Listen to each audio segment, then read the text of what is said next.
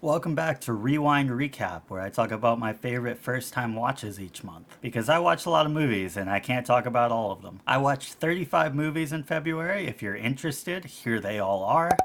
But here are my favorites. On February 1st, I watched Let the Right One In. And then on February 2nd, I watched Let the Right One In. So it's safe to say this movie absolutely floored me.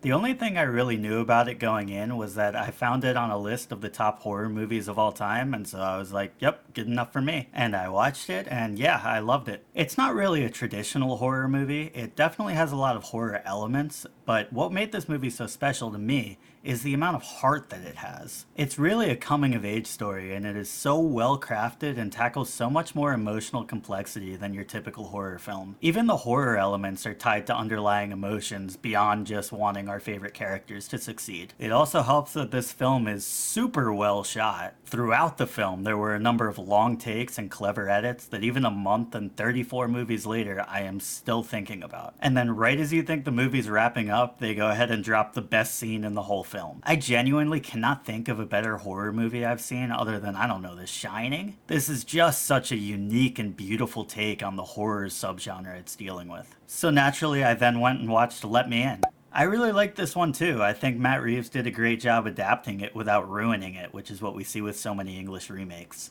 You can definitely tell they had a bigger budget for this than the original, especially in the more gory scenes. They're not afraid to show a lot of things that the original really couldn't show because of the smaller budget. However, sometimes I think they show things that are more effective in the original because of what the original couldn't show visually and had to find more creative ways of conveying information. Especially because some of the CGI in this looks a little dated, so I think the original is definitely aged better in that respect. I also think the side characters in this get less of an arc than in the original, and I wasn't really interested in the one side character that did get some things to do. It's honestly more of a credit to the original that it was able to give some time to developing side characters without sacrificing anything with the main character's relationship and development. I also think the performances in this are great, although not quite as great as the original. And between this, Kick-Ass, Carrie, and even 30 Rock, I would not want to mess with Chloe Grace Moretz. Overall, the original definitely clears. It's an all-timer, but this one's still very good, and I will be rewatching it at some point.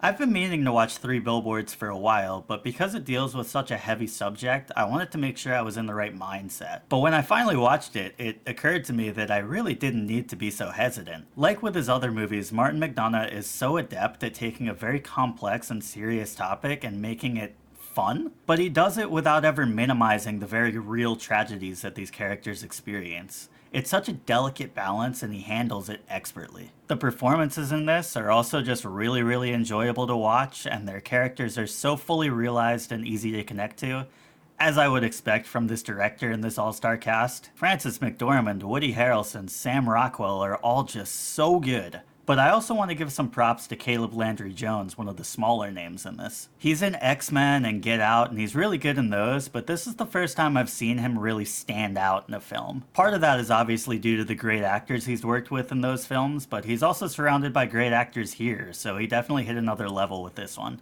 So yeah, great movie. 12 Angry Men.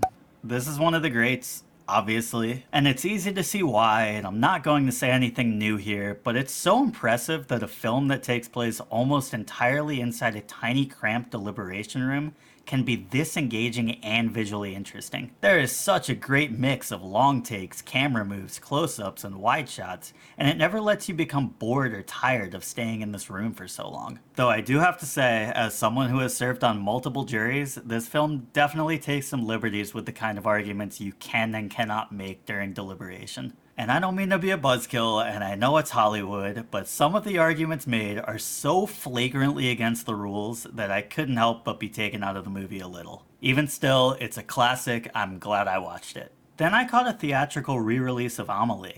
And like with a lot of movies appearing in this video, I didn't really know what to expect, but what a whimsical little movie this is. This is going to sound like a really unsophisticated way to describe it, but it felt like I was watching something written by Wes Anderson and directed by Edgar Wright, which is one of the best compliments I can give it. It's just a really fun and wholesome time. I can totally see why it's maybe not for everyone, but I can also see why it has found an audience that absolutely adores it. For a while, I was gaslighting myself into thinking I was going to read the book before watching the films, but with Dune Part 2 coming up and a re release of Part 1 in IMAX, I gave up on that dream and watched it. And it is great. My Part 2 review is out by now, and a lot of what I liked about that film is the same here, so I don't really want to repeat myself.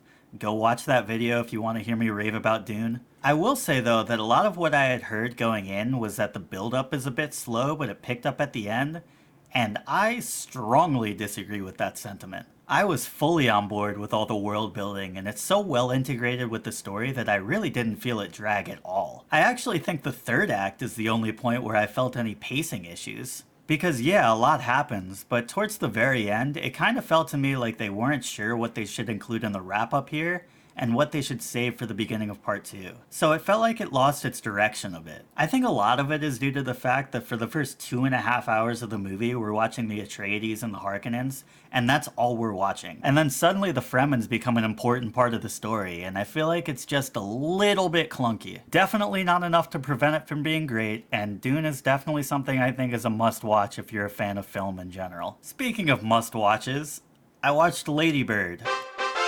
I loved everything about this. The writing that seamlessly balances being poignant and also hilarious, the captivating performances by the whole cast, the gorgeous and charming cinematography, the costume design, the production design, etc. It's all so good. But I think the real standout here is the editing. There is not a single wasted second in the whole movie. And this efficiency is what allows the film to dive so deeply into Lady Bird and her relationships with so many people in her life, all in a ridiculously minimal runtime. The film moves at such a rapid pace but never feels rushed, all of its twists and turns feel completely natural, and it's also such a masterclass of show don't tell, because while the editing is flawless, it wouldn't be as effective as it is without Gerwig packing so much depth and detail into every frame. Lady Bird was my favorite movie of the month. I think it's genuinely perfect, and I'm so glad I'm finally getting to talk about it. The last movie I want to mention here is All of Us Strangers. Again, I didn't really know much going in besides the one-sentence IMDb summary, and this isn't really what I expected. And even when it clicked and I figured out what was going on, I wasn't totally on board. But this film takes such a simple concept and builds it out into such a touching and unique portrayal of grief and loneliness. It is so well shot, well directed, cleverly written, and extremely well acted. This is definitely one of the best films of 2023, and it is a crime that it got 0 Oscar nominations. Andrew Haigh, Andrew Scott, Paul Mescal, Jamie Bell, Claire Foy, I am so sorry. You all deserve so much better. So yeah, those were my favorite first time watches of February. If you like this kind of content, please go ahead and drop a sub, leave a comment, let me know your thoughts on these films, and let me know if you have any recommendations for what I should check out next month. I'll leave a link to my Letterboxd watch list in the description, so feel free to check that out and let me know if any of your favorites are on there. And as always, if you made it this far,